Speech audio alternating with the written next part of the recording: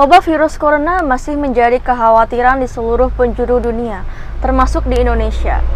Indonesia sendiri mengumumkan adanya kasus COVID-19 sejak Maret 2020. Jumlah kasus virus corona terus bertambah dengan sebagian melaporkan adanya kesembuhan, tapi tak sedikit juga yang akhirnya meninggal dunia. Usaha penanganan dan pencegahan terus dilakukan demi melawan adanya kasus virus corona ini sendiri. Memiliki gejala yang mirip dengan flu mengakibatkan virus corona berkembang cepat hingga mengakibatkan infeksi yang lebih parah.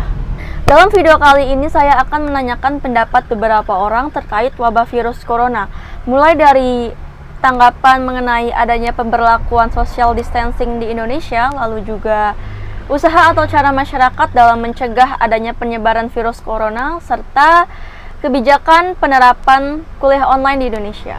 Berikut liputannya untuk Anda. Pemerintah dalam menerapkan kuliah online sudah cukup baik pada saat situasi ini, karena pemerintah menganjurkan setiap orang untuk melakukan kegiatan di rumah saja, dan bahkan melakukan kuliah atau bekerja pun melakukannya secara online. Tanggapan gua mengenai kebijakan pemerintah soal kuliah online itu ada sisi positif dan negatifnya. Sisi positifnya adalah kita lebih aman dari penyebaran virus corona. Namun sisi negatifnya adalah mahasiswa lebih banyak diberikan tugas dibanding pembelajaran oleh dosen. Jadi ya untuk kuliah online itu ilmu yang didapat tuh sama sekali nggak banyak, melainkan lebih banyak dapat pusingnya gitu.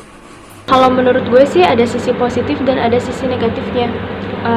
Jadi kalau sisi positifnya itu kita lebih dipermudahkan oleh pemerintah dengan belajar di rumah aja. Selain itu juga kita bisa mengisolasi diri kita sendiri dan juga menghindari kontak langsung dengan orang banyak. Jadi secara nggak langsung kita bisa melindungi diri kita sendiri gitu loh.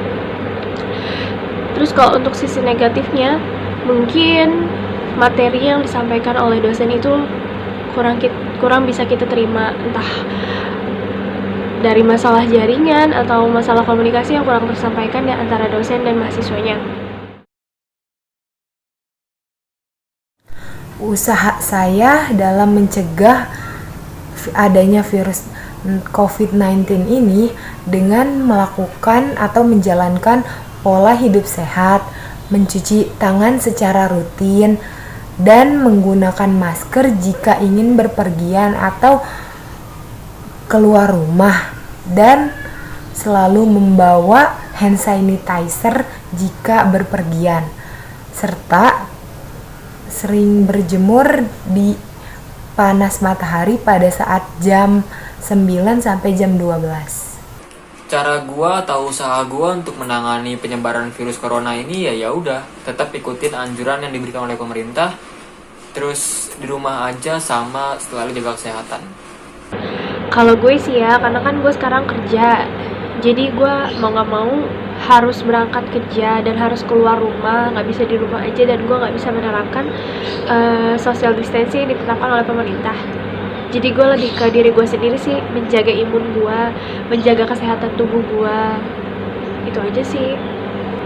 Perbanyak minum vitamin dan juga cuci tangan, karena kan kalau kerja di luar itu, apalagi gue kerja di minimarket kan, pasti banyak kontak langsung sama konsumen. Itu aja sih, jadi perbanyak cuci tangan.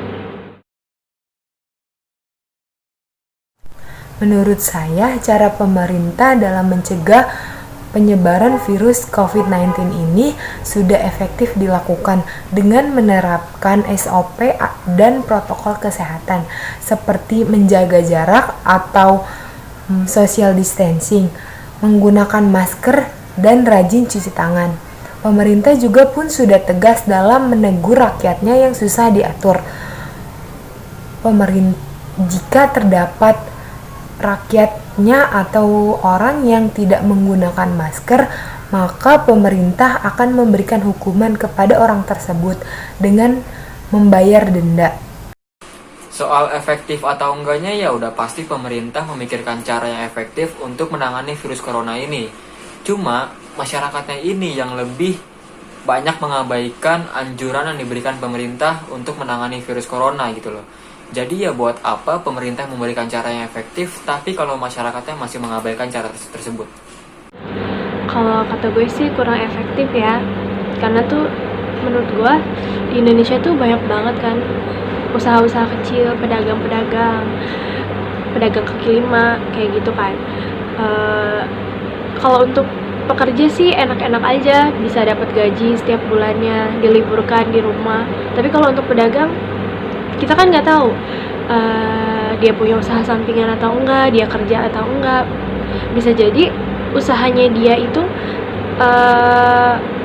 usaha utama dia gitu buat cari uang. Sedangkan kalau social distancing dilakuin, mereka mau makan apa kalau mereka nggak berdagang gitu. Dan gue ngerasain itu sendiri karena orang tua gue pedagang.